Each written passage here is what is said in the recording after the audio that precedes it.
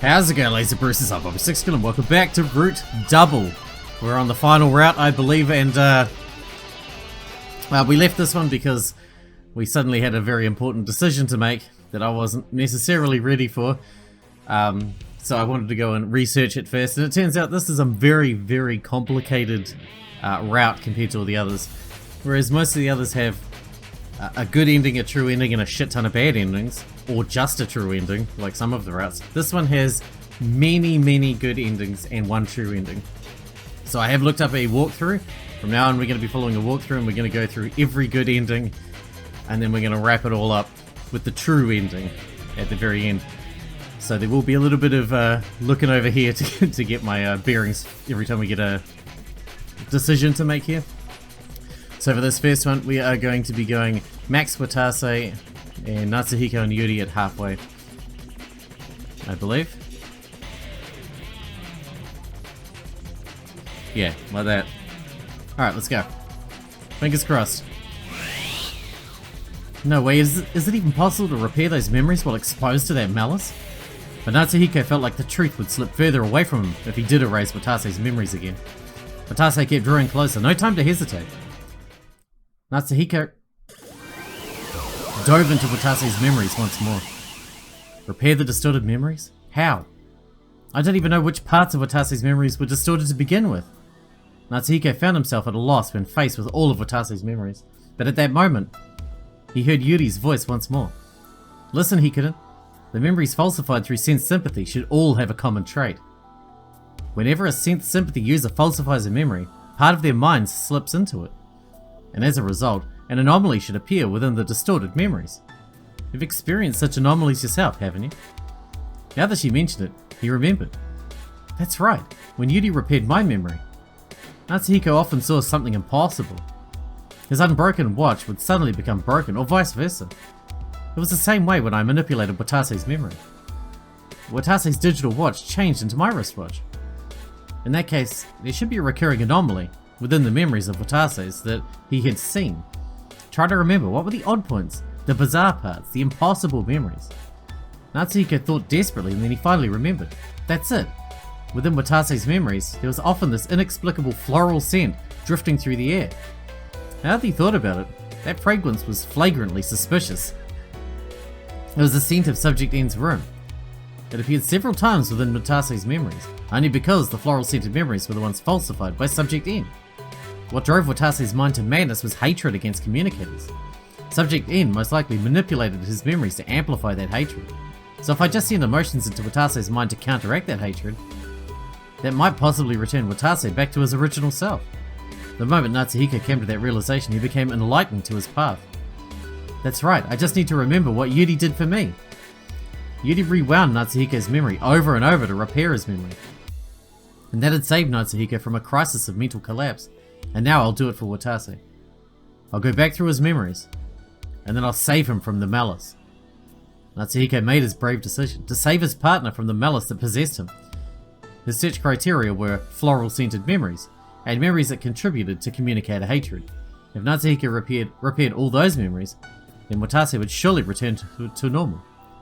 Watase, I'll keep rewinding time for you, until all the malice has been vanquished from your mind. Here we go. Route A. I guess it was memory of Watase at the ruins of the hospital. The memory of the time when Ukita had told him the truth behind the great Rokume City arson. The man explained it all to Watase. All about how the unprecedented incident had been caused by a single woman known as Communicator A, and how A was lured in by Rokume City and joined the PRC as a test subject. So this is it. This is a memory that's been altered. You remember the gist of what Ukita had said. Communicator A was the worst criminal there was, and yet the PRC developed her abilities. As a result, her malice-laced thoughts were released and caused the great arson. So is there a part of the story that's been altered? Then what's the truth? Natsuhiko tried repairing the memory with that thought in mind. The man continued as Watase reeled in shock. But the PRC discovered the underlying mechanisms of telepathy and empathy through their study of A. And through those experiments, A's own BC abilities developed and grew stronger. All max apparently for this one. Yes, all max. She became able to use telepathy and empathy freely. Their effective ranges grew wider and her power just kept on growing, on and on with no end in sight. But if that's all there had been to it, there wouldn't have been any problems. The problem was, a floral scent drifted from somewhere at that moment. This is it, this is the part I have to repair. And with that thought, Natsuhiko sent deep affection for communicators to Watase's heart.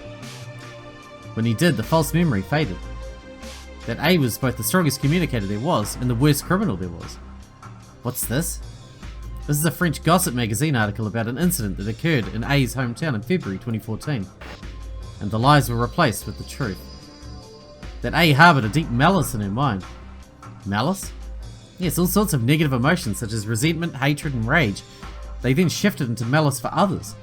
And A's life was so tragic that it filled her heart. The screen on the PDA then changed to when the man said that. It appeared to be a magazine article written in a foreign language. What's this? This is a French gossip magazine article about the incident that occurred in A's hometown in February 2014. Discrimination against communicators was fervent at the time in that country, so it appears that A, with her especially tremendous power, was ostracized horribly by the people around her.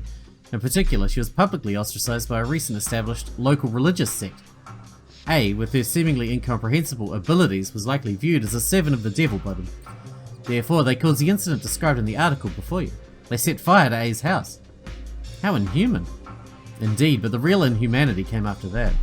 This is just a guess of mine, but I'd say that after A became a part of the PRC, it's likely she was confined and made a test subject for human experimentation. What? It's very likely when you consider the achievements of the PRC back in those days. She fled to Japan to escape persecution only to encounter even more suffering, causing the malice in her heart to amplify further. Despite that, the PRC developed her abilities even further, without ever realizing the true danger that they possessed. What was so dangerous about them? You don't know? BC telepathy, that is, isn't just the ability to send your voice to a faraway person. You can also send your feelings to others with it. In other words, powerful BC can very well change other people's thoughts. So what do you think would happen if someone who had turned into malice incarnate like A were to indiscriminately let her thoughts loose on everyone around her? Those thoughts would bring out the malice that lurks on the hearts of every man. Her malice would spread to everyone around her like a virulent disease. Now you understand just how dangerous it is, don't you? Watase was rendered speechless. He just silently continued to listen to the man. However, A is not at fault. Much of the fault lies in the PRC for exploiting her abilities without even considering the consequences. The researchers at PRC took that poor woman and raised her to become a monster. The researchers realized how dangerous A was far too late and set up surveillance to keep her from wandering out into the city. But on September 16th, 2014, A escaped from the facility. Escaped? Then you mean she... Yes. A spread her malice-laced thoughts all throughout the city that night. Those thoughts influenced the minds of the people of Rokume City in some way. This caused the already high levels of malice held by the would-be criminals to spike through the roof, and led to them setting the city on fire. This is the truth behind the great Rokume City arson. The man declared all of that in a clear voice. It can't be. Rokume City and the PRC did all of that? Natsuhiko gasped when he finished viewing that memory.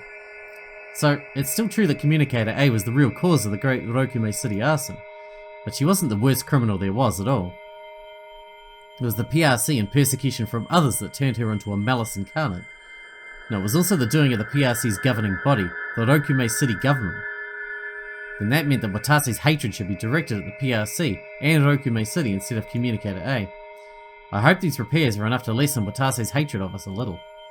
Natsuhiko thought that as he left the memory. Okay, now we're on to B. Let's do B. Next was the memory of when Ukita had told Watase about the things Labo was doing after Communicator A's death. If I remember correctly, this is when Watase was boiling with hatred and rage, when he heard that Labo was still creating monsters like Communicator A. That was what led Watase to become a terrorist. But was that not it? What was the real trigger for Watase? What happened to Subject A? Is she still living in Labo? No, she died. What? After causing that incident, A was used by Labo as a human test subject, and then died there just a year after she'd been confined.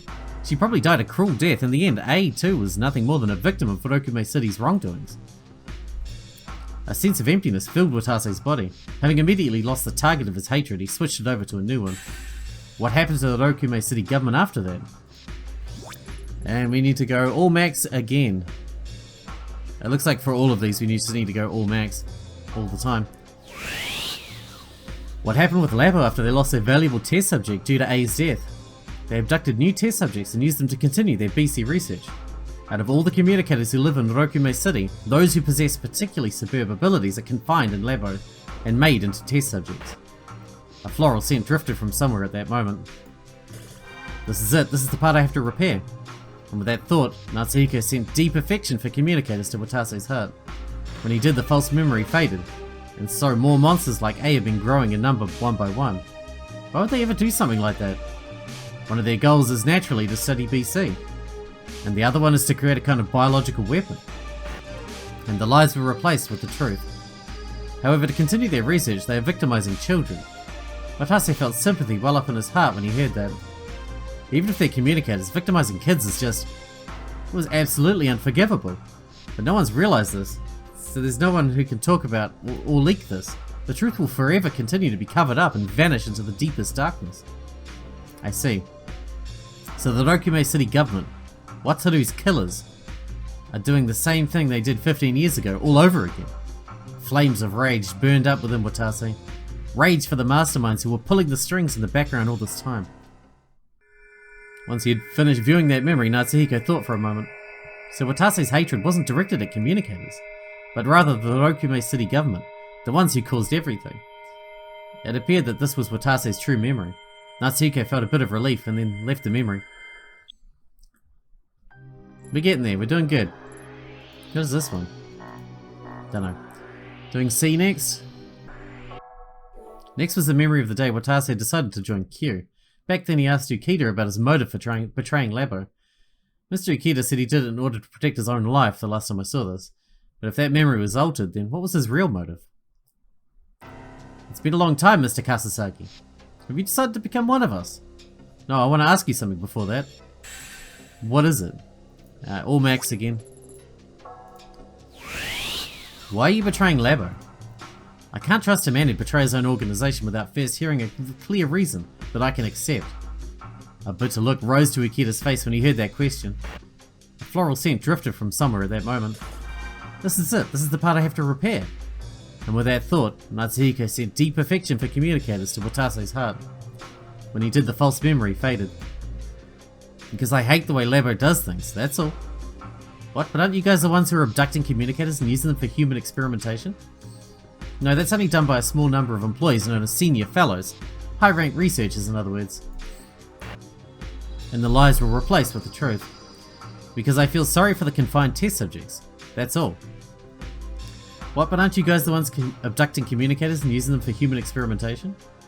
No, that's only done by a small number of employees known as senior fellows. High-ranking researchers, in other words. Junior fellows, normal researchers like me, know that Labo is a BC research facility, but don't know about the test subjects. But I accidentally discovered the truth, you see.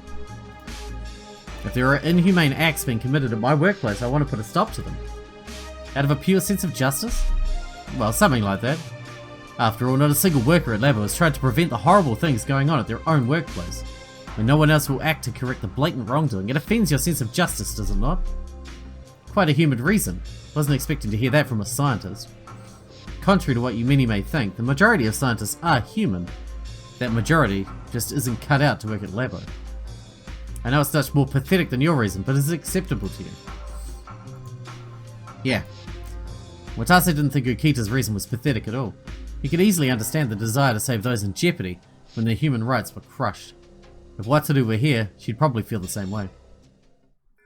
Once he'd finished viewing the memory, Natsuhiko thought for a moment, so Mr. Ukita's motive wasn't to protect his own life, but to save Yuri and Subject N. But when he thought about it, it made sense why Ukita's behaviour had seemed vaguely soft-hearted. Mr. Ukita wasn't someone who led Watase down a dark path. He was a man of justice who was willing to stand up for what was right, even if it meant putting his own life at risk. Steadfast in his belief, Natsuhiko moved on from the memory. This is going well. It was a memory of when Watase and Ukita began plotting their terrorist attack. Back when they'd been discussing Q's goals, Mr. Ukita said that Q's ultimate goal was to abduct the test subjects, but if that too was an altered memory, then what was Q really after? Okay, then I need to know everything, Mr. Ukita. Tell me the details of the plan and its goals. Everything max again, right? Everything max.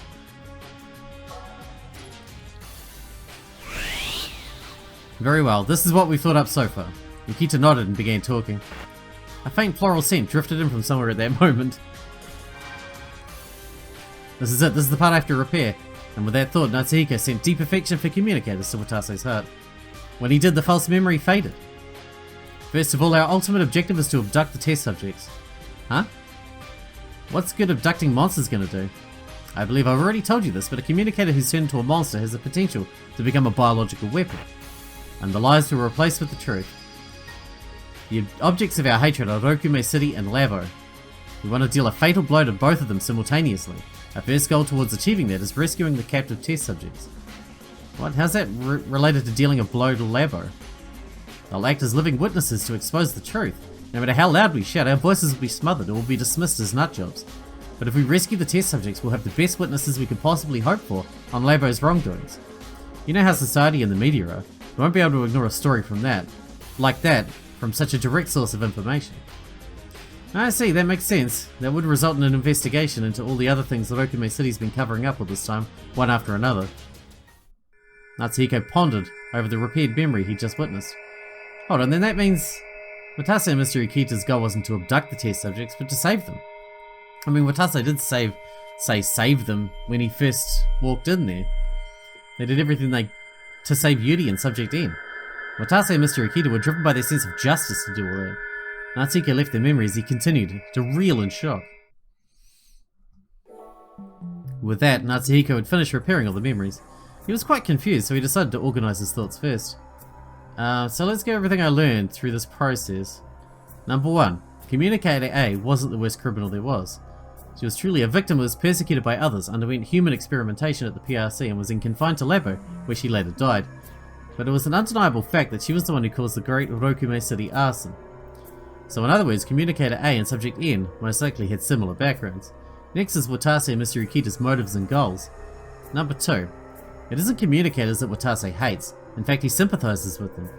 Now what he truly hates is the Rokume City government and Labo for abducting test subjects over and over again, even to this day. Number 3. Ukita's motive wasn't to save himself. He took part in this terrorist plot out of a pure sense of justice to try and stop the inhuman cruelty going on at Labo. Number 4. Watase and Ukita's goal is to rescue the test subjects, not abduct them. They're trying to bring Rokume City and Labo's wrongdoings to light by having the test subjects serve as living witnesses. That's right, so Watase was also driven by a sense of justice. Though of course, his core motive is to avenge Wataru. Watase's motives, when it came down to it, was to settle a personal grudge, and there's no denying that he was indeed a terrorist. But even so, they put their own lives on the line to save Yuri and Subject N. Watase and Mr. Ukita are challenging Labo. They took extreme caution to make sure nobody got hurt. Natsuhiko felt his perspective on them had taken a complete 180. That Watase and Natsuhiko had seen in those memories was a totally different person from the one he knew. His true self wasn't a hero of justice, but rather a bona fide terrorist. But there was one constant that had stayed in his heart for all those years. The desire to save people. That was the will he'd inherited from his deceased sister. Now that I know all that, there's no way in hell I can leave Watase as this murderous psychopath.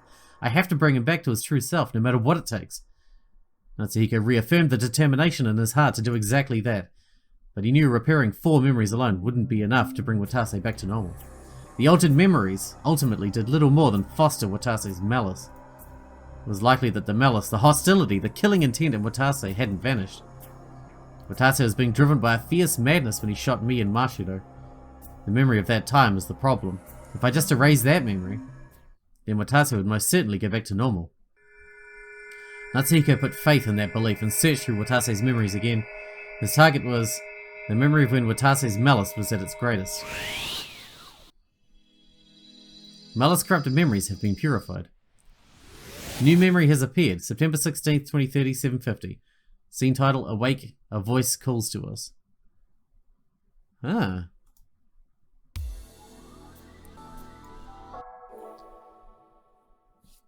Alright, we're gonna save here real quick.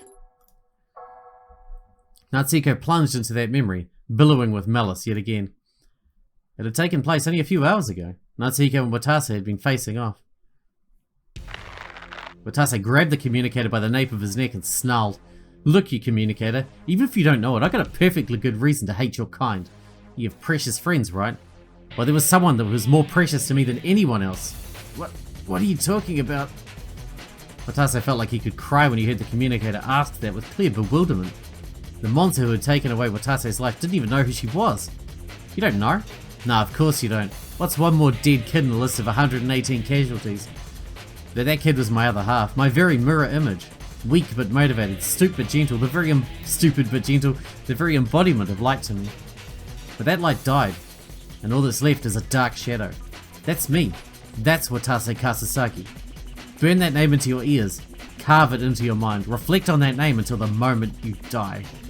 Watase's heartbroken screams echoed through the cramped room. It was almost unbearable for Natsuhiko to watch this memory. There was no trace of any alteration to this memory. This is reality. Those are the exact words Watase had said to Natsuhiko. "I can't repair this memory. Even if I do, it won't help." Natsuhiko endured the pain in his heart and continued watching. "Don't think I'll just give you the repose of death. That's it. Run. Run, run, you damn communicator. Just like how we ran into the hospital that night. Watase spat those words out as he watched the communicator run away from him. Damn it. Damn it, damn it, damn it. The communicator cursed over and over again as he ran for his life. Watase chased him as he felt a sick, twisted joy. At last he could finally kill the monster responsible for Wataru's death, the abomination he despised so much. The communicator dashed out of Area 1 and ran towards Area N. A thought ran through Watase's head as he gripped his gun tightly. "Hey, Wataru, would you be sad if you ever saw me like this? Hey, Kazami, would you be sad if you knew a rescue captain like me was trying to kill someone?" But you know, I want the two of you to think about it carefully. Communicators aren't humans. They're mind-corrupting monsters. This is a monster hunt. Kill or be killed. Another 118 innocents will die if I don't kill that monster right here and now. I will give life to 118 people for the 118 that died, including Wataru. So the two of you will forgive me, right? I have to kill that monster in accordance with my beliefs. I have to convince myself of this. I have to be strong. Time to kill. I must kill the monster. Kill, kill, kill, kill, kill, kill, kill, kill. Tremendous malice filled his heart. An incoherent, unstable malice perched precariously on the brink of madness. To think Watase could be driven to this state. Boundless sorrow filled Natsuhiko's heart. This is the first time he'd felt such sorrow ever since his and Watase's minds had become one. I swear I'll erase this memory. This memory can't be allowed to exist. This isn't how Watase is supposed to be. If I could just erase it, then Watase should go back to his true self. As soon as Natsuhiko had thought that, Watase chased Natsuhiko all the way into Area N. Huh? Natsuhiko was overcome with surprise when he saw the memory. But there was no one in Area N. Huh? Huh? Hold on. What's going on here? Why am I not in Area N? The fact was that he'd fought Watase in Area N at this point, then erased his memories. That's how it was supposed to be. Yet Natsuhiko was nowhere to be found. Watase was standing all alone in Area N, as if he were dumbfounded that the monster he was supposed to be killing wasn't there. But filling the air of the empty void was a floral scent. What's going on? This wasn't how things happened. But just as Natsuhiko shouted that, well, no shit, a voice echoed in his head. Natsuhiko gasped. When he came to his senses, he realized something was there that wasn't a second ago. A girl standing in the middle of the room that had been empty mere moments ago. She was the communicator who'd been confined to Area 0. Subject N? Natsuhiko shuddered. He had a bad feeling that something terrifying was happening. Man, looks like you got no clue what the hell's going on, huh? Subject N looked at Watase and said that, no, perhaps she was looking at Natsuhiko and talking to him directly. The girl was speaking in a rough tone that didn't suit her at all. Furthermore, the look in her eyes was sharp and somewhat ominous. What's going on here? Hey, what the hell did you do? This is all that remains of the BC energy that Subject N used. What? When I used sense sympathy on Watase, I lobbed a powerful lump of information energy into that skull of his. That lump has continued to stay in the depths of his dumbass brain without vanishing or decaying, despite the fact that it's been cut off from sense sympathy. You could call that collection of energy a spirit, so to speak. That's me. I've been waiting in the depths of Watase's mind for you to haul your ass over here. A sense of shock and understanding hit Natsuhiko at the same time. Subject N continued to exist on the flip side of Watase's mind as a lump of information energy filled with malice like a split personality. So even if what he was seeing wasn't reality, it wasn't Watase's memory either. It was a visualization of Watase's mind, so to speak. Natsuhiko was now facing off Subject N's spirit, which existed in the depths of that mind. You're the source of Watase's desire to kill, aren't you? Yeah, bingo. What do you get out of egging Watase on like that? Natsuhiko held back his fear and interrogated Subject N. Aren't you a communicator too? Didn't you ever consider that your actions could cause your own death too? Maybe I did, but who the hell cares? What? Subject N has no self. She can't fear her own death either. What do you mean you have no self? A smile formed on the girl's face when she heard that question. I was forced to participate in a certain experiment over the course of many years I lived in this facility. The experiment was to see how many people's minds I could dive into and copy their memories into my brain. You know how many people that turned out to be? 351. That many sets of memories overlapped with my own mind. Back when the whole experiment started, neither me nor those labo bastards knew just how dangerous that was. Dangerous? How? I guess you're still clueless about it, but the thing about sense sympathy, you see, it isn't merely borrowing someone else's senses and seeing their memories. It's using BC particles as an intermediary to copy the information in your target's brain into your own head. It truly is the ability that connects people's minds, the power to share each other's feelings and sensations, and have a mutual influence on each other. By using this ability, the minds of the communicator and their target blend inextricably together. Let's take you for example. You hated Watase Kasasagi's guts, yet now you find yourself relating to him, right? So basically, the more a communicator uses sense sympathy, the more their mind mingles with their target's mind. Care to guess what happened to me after I did that shit 351 times? My sense of self went down the damn drain. Well, it ain't surprising. Melding with 351 different minds is the kind of shit no mortal mind can endure. This is the fatal danger of sense sympathy. The more you use it, the more you wear your sense of self thin. In exchange for myself, I obtained the memories of 351 different targets, plus my own. A grand total of 352 sets of memories. One of them is mine. Beat the hell out of me which memories belong to that set though. So, since I don't know what my real memories are, I can't obtain a real sense of self. One thing I do remember is the designation Subject N. I don't even remember how the hell I used to talk. The reason I'm running my mouth like a guy right now is probably Watase Kasasagi's influence at work. So long story short, I lost my original self by melding with others' minds. I'm an extremely vague entity. Natsuhiko was utterly speechless. Seeing this, Subject N continued a dispassionate explanation. The researchers apparently called my condition Enification. I don't remember a damn thing about myself, yet I remember totally pointless crap like that. Enification? What does the N stand for? Hell if I know. Maybe nobody? Or neighbor? Or perhaps nucleus? Or Subject N?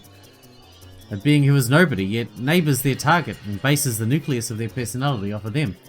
Therefore I am Subject N. Sure, whatever. The girl snorted, then continued, well, my name doesn't mean a damn. It's those pieces of shit researchers who gave it to me anyway. I've been enified for so damn long I don't even remember when it happened. All I really remember is that I was hanging from the ceiling of that room in Area 0 like a bagworm moth. My head was empty that whole time, and I always dreamed. I barely thought about anything.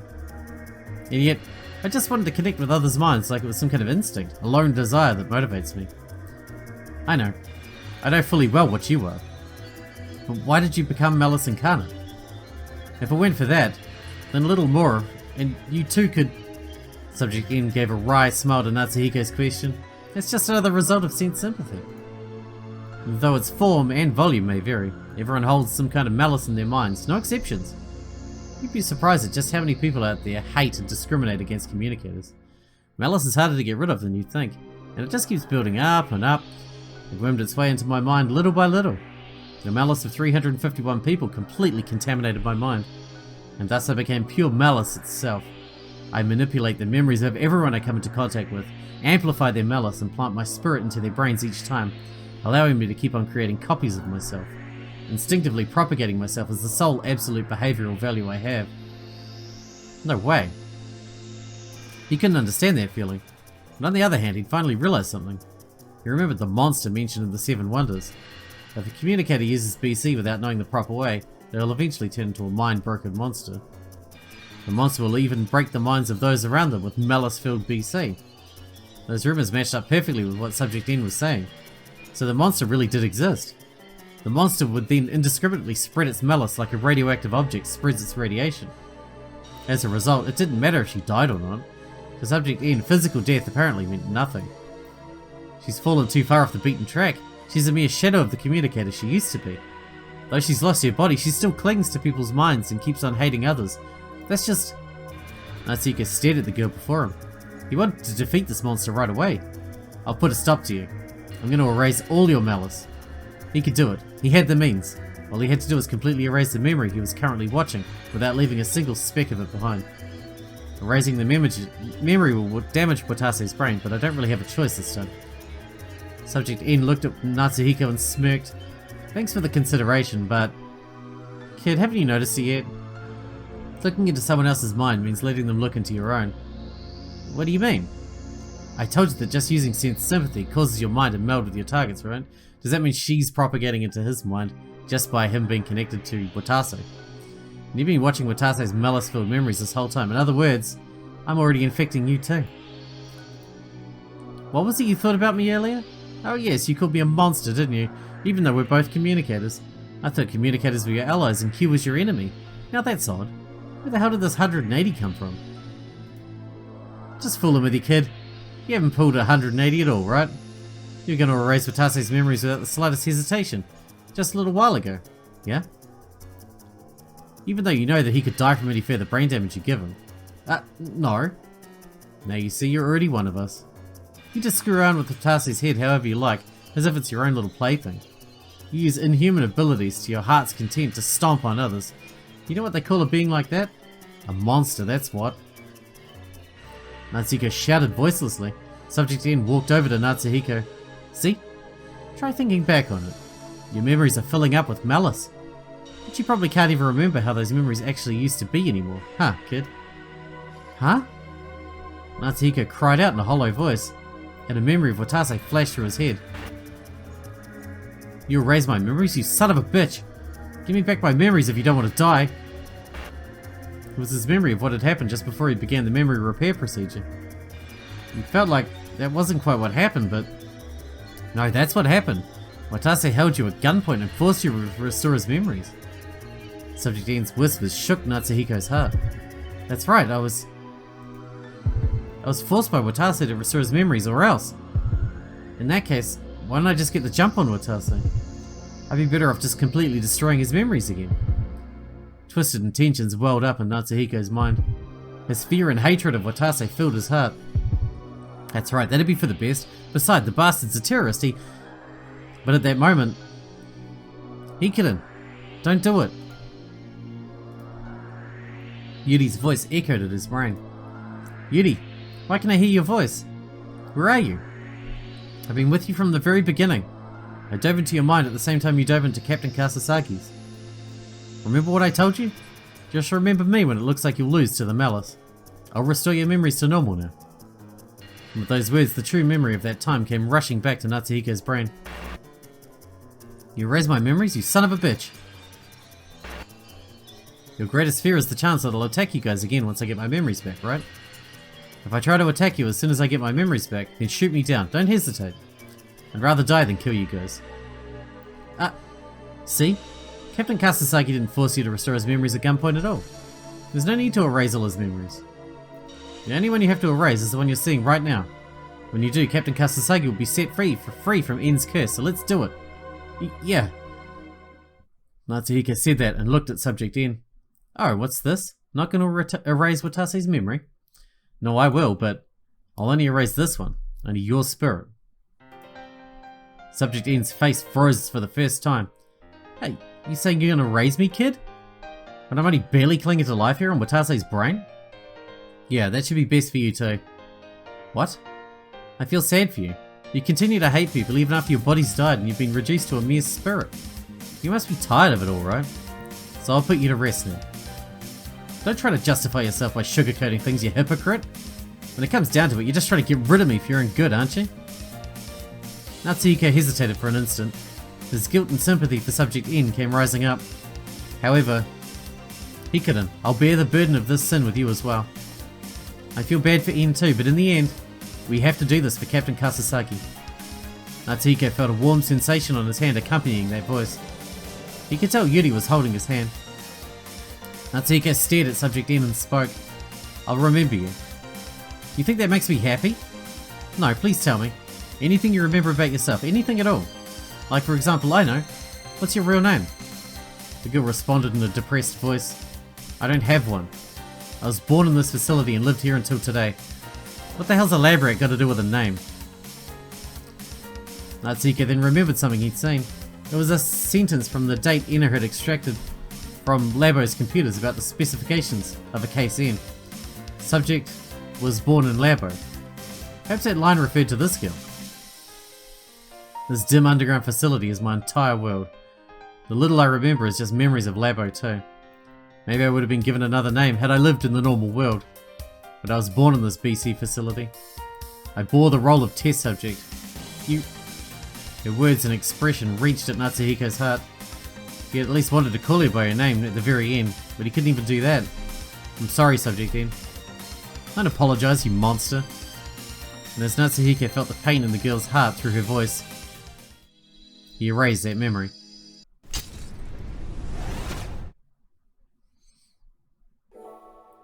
And with that, we're going to have to wrap this episode up, but we've got a long road ahead of us yet. So that might be Subject N dealt with, and maybe Kasasagi is saved. I guess we'll see. Hope you guys enjoyed it. Thanks for watching. Thanks for getting out with me, and I'll see you in the next one.